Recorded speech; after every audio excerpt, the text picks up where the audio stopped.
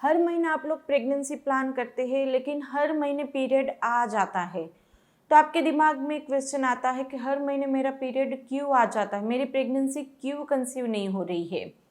जब आपका अंडा भी बनता है, हस्बैंड की रिपोर्ट भी ठीक होते हैं, तो फिर प्रेगनेंसी क्यों नहीं रुक रही है।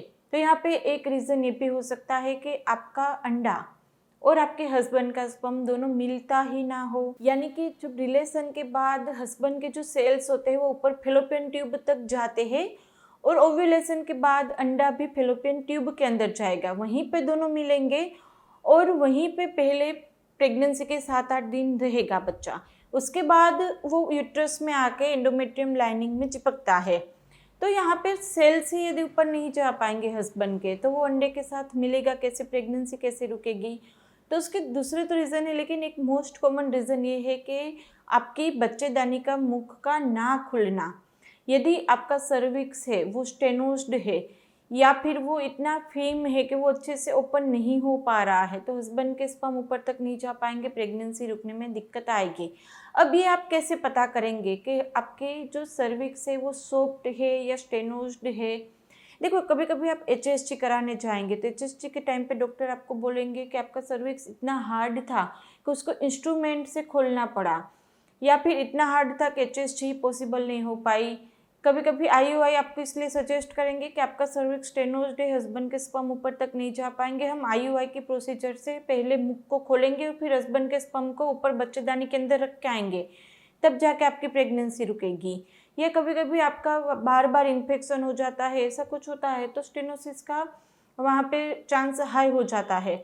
तो फिर आपको वहाँ पे डॉक्टर जब PV करेंगे, आपका एग्जामिनेशन करेंगे उंगली से, तब उनको पता चलेगा, उसका टेक्सचर जो होता है वो पता चलेगा कि वो वहाँ पे बहुत ही हार्ड है, फाइब्रोस्ड है, वो स्टेनोज्ड है। तो ऐसे में क्या करें आप, किस तरह से प्रेगनेंसी आपकी रुकेगी। तो उसके लिए एक यहाँ पर हम तरकीब आपको बताने वाले हैं, और घर बैठे, चलो आपका IUI तक जाने की या HSG तक जाने की या डॉक्टर के पास भी जाने की ज़रूरत नहीं है। घर बैठे आप चेक कर सकते हैं आपका बच्चेदानी का मुख खुला है या नहीं है, और खुलता है तो कब खुलता है। देखो, यहाँ पे पूरे महीने में सिर्फ और सिर्फ 2 बार आपकी बच्चेदानी का मुख खुलेगा और वो 2 बार ही आपकी प्रेगनेंसी का चांस रहेगा। बाकी पूरे महीने में आप कितना भी रिलेशन रखो, उससे प्रेगनेंसी नहीं रुकेगी।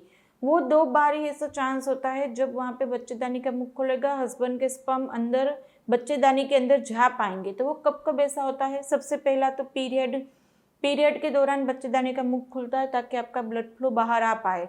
बड़े बुजुर्ग शायद आपको एडवाइस दिए होंगे कि आप वहाँ पे रिलेशन पीरियड के दौरान रखो, जल्दी प्रेगनेंसी रुकेगी।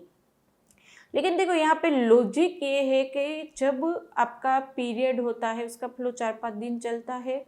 यदि आपकी शॉर्ट साइकिल है तो आपका ओव्यूलेशन 7वें, 8वें, 9वें, 10वें दिन होगा। तो हस्बैंड के हेल्दी स्पर्म होते हैं वो एक बार आपके बच्चेदानी के अंदर चला जाए, उसके बाद 3-4 दिन तक जिंदा रह सकता है। तो चौथे 5वें दिन आपने रिलेशन रखा, 8वें 9वें दिन ओव्यूलेशन होगा, आपका हस्बैंड का स्पर्म ऊपर बच्चेदानी में पहुंच गया होगा, क्योंकि आपने रिलेशन के एंड में मेंसेस के एंड में आपने रिलेशन रखे हैं। तो उस टाइम पे आपके प्रेगनेंसी के चांसेस हाई हो जाएंगे। लेकिन यदि आपका ओव्यूलेशन 14-15 दिन पे होता है, 20वें दिन पे होता है, और आप लोगों ने रिलेशन रखा था पीरियड के चौथे 5वें दिन, मिड मेंस्ट्रुएशन भी रिलेशन रखा, तो हस्बैंड के स्पर्म तो अंदर जाके मर ही जाएंगे। तो फिर आप रिलेशन रखेंगे पीरियड के दौरान, उसका कोई फायदा है नहीं। दूसरा कब खुलता है बच्चेदानी का मुख, दूसरा खुलेगा आपका ओव्यूलेशन टाइम पे। ओव्यूलेशन टाइम पे बच्चेदानी का मुख इसीलिए खुलेगा, आपका वजाइनल डिस्चार्ज होगा वो स्ट्रिंजी, 2 उंगली में लेके खींचेंगे इस तरह से थ्रेड जैसा बन जाएगा, वो इसीलिए कि वो हस्बैंड के स्पर्म को ऊपर तक पहुंचाने में हेल्प करता है। तो बच्चेदानी का मुख ओव्यूलेशन टाइम पे खुलेगा, उस टाइम पे आप रिलेशन रखेंगे तो हस्बैंड के स्पर्म ऊपर चले जाएंगे। तो ये 2 टाइम पे बच्चेदानी का मुख खुलेगा। और यदि मैंने जैसे आगे बताया था, यदि फाइब्रोज्ड है, स्टेनोज्ड है, तो वो नहीं खुलेगा। और वो आप कैसे पता करेंगे, देखो जब ओव्यूलेशन होगा उस टाइम पे आपका बच्चेदानी का मुख कैसा फील होगा, हेल्दी बच्चेदानी का मुख होगा वो कैसे फील होगा आपको। तो आप वहाँ पे अपनी उंगली डाल के भी चेक कर सकते हैं, लेकिन उससे पहले हाइजीन मेंटेन कीजिएगा, वरना इन्फेक्शन का खतरा बढ़ जाता है।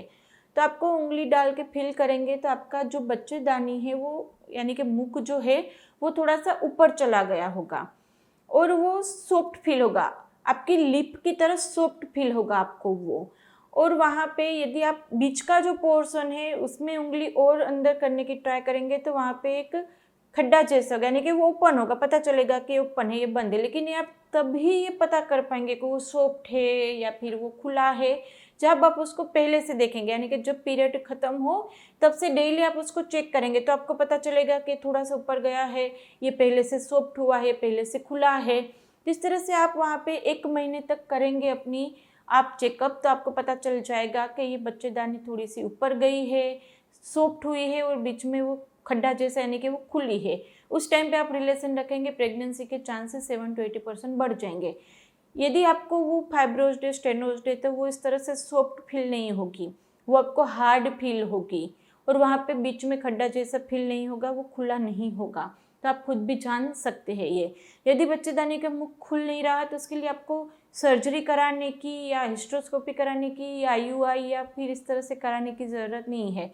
HSG में भी यदि आपकी HSG नहीं हो पाई है या उसमें भी नहीं खुल रहा था, यानी कि किसी भी तरह से यदि आपका बच्चेदानी का मुख नहीं खुल रहा है तो उसके लिए होम्योपैथिक मेडिसिन लीजिए।